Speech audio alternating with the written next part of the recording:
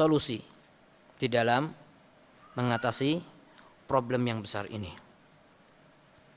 Yang pertama adalah kalau kita menyadari di antara sebab seorang lalai kematian adalah lingkungan atau teman, maka solusinya adalah mencari lingkungan yang baik atau mencari teman yang baik.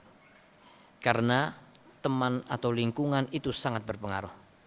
Taib. Kalau kita nggak dapat bagaimana? Kita berusaha, insya Allah dapat. Walladzina jahadu fina lanahdiyannahum subulana. Ketika kita berjuang, berusaha untuk memperbaiki diri kita, Allah Subhanahu wa taala Maha tahu isi hati kita. Kita pengen baik, kita ingin memperbaiki diri. Allah tahu isi hati kita.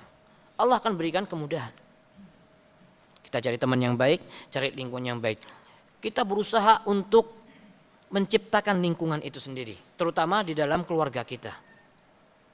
Allah berfirman, ya ayyuhalladzina amanu qu anfusakum wa ahlikum naro. Jagalah diri kalian dari neraka dan keluarga kalian. Kalau memang kita benar-benar cinta kepada keluarga kita, maka hendaknya kita berusaha semaksimal mungkin untuk menciptakan lingkungan yang baik, paling tidak di dalam rumah tangga kita. Saling mengingatkan. Dan ini adalah pemberian yang terbaik ketika kita mencintai istri kita, mencintai anak kita. Kita berikan sesuatu yang berkaitan dengan dunia. Barang-barang istimewa dan sebagainya, harta, semua itu akan sirna. Tetapi ketika kita berusaha untuk mengingatkan mereka dalam ketaatan kepada Allah Subhanahu wa taala, itulah yang akan mengekalkan cinta kita kepada mereka. Karena semua tali percintaan itu akan terputus kecuali apa? Tali yang disambung karena Allah Subhanahu wa taala. Al-mahabbah fillah, mencintai karena Allah. Saling mengingatkan karena Allah, dengan keimanan itulah kita akan dipertemukan oleh Allah di surga. Dan salah satu kenikmatan yang paling besar di antara kenikmatan yang paling besar adalah ketika seorang di surga dipertemukan dengan orang tuanya, dipertemukan dengan anaknya, dipertemukan dengan orang-orang terdekatnya. Ini adalah salah satu kenikmatan yang sangat besar. Taib. Di antara solusi yang lainnya adalah ziarah kubur. Ziarah kubur seperti yang disebutkan oleh Rasulullah SAW. Beliau bersabda, kuntu nahaitukum an ziyaratil kubur. Dulu pernah aku larang kalian untuk ziarah kubur. Ala fazuruha. Sekarang silahkan ziarah. Ziarahi. Dulu dilarang kenapa? Karena waktu itu mungkin masih dekat ya dengan masa-masa jahiliyah, sehingga ketika menziarahi kubur tidak sesuai dengan yang disyariatkan. Ala fazuruha. Sekarang silahkan ziarahi. Ziarahi. Kenapa? Di antara hikmahnya adalah seperti yang disebutkan oleh Rasulullah SAW. Fa innaha turiqul qalb. Karena dengan ziarah kubur itu bisa melembutkan hati. Wa tudmi'ul ain, membuat air mata berlinang. Wa tudzakiru al-akhirah, dan mengingatkan akhirat.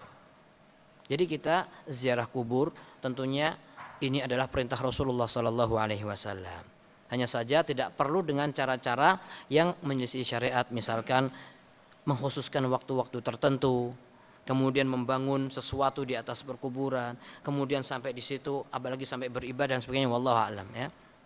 Taib. Kemudian di antara solusi yang lain yang bisa membuat kita ingat terhadap kematian adalah muhasabah, menghitung diri sendiri. Hasibu anfusakum qabla an tuhasabu. Hitunglah diri kalian sebelum kalian nanti akan dihisab oleh Allah Subhanahu wa taala. Kita melihat apa yang sudah kita kerjakan. Apakah yang sudah kita kerjakan itu merupakan kebaikan ataukah sesuatu yang sia-sia? Kalau itu adalah kebaikan, maka kita berusaha untuk istiqomah, minta kepada Allah Subhanahu wa taala untuk diberi istiqomahan di atas kebaikan tersebut. Tetapi jika sesuatu adalah sia-sia, dalam hadis dijelaskan min husni islamil mar'i tarkuhu ma la ya'ni. Di antara bentuk kebaikan, ciri-ciri kebaikan seorang muslim adalah meninggalkan sesuatu yang tidak bermanfaat. Apalagi yang kita kerjakan adalah sesuatu yang akan menimbulkan madarat, sesuatu yang bersifat maksiat. Segera kita tinggalkan, segera kita bertobat kepada Allah Subhanahu wa taala. Baik. Di antara hal-hal yang bisa membuat kita layyinul qalb, hati ini menjadi lembut, adalah membaca Al-Quran. Memperbanyak membaca Al-Quran tentunya dengan tadabbur, merenungi maknanya. Lah terus kalau kita nggak paham bagaimana? nggak bisa tadabbur, berarti kita perlu belajar.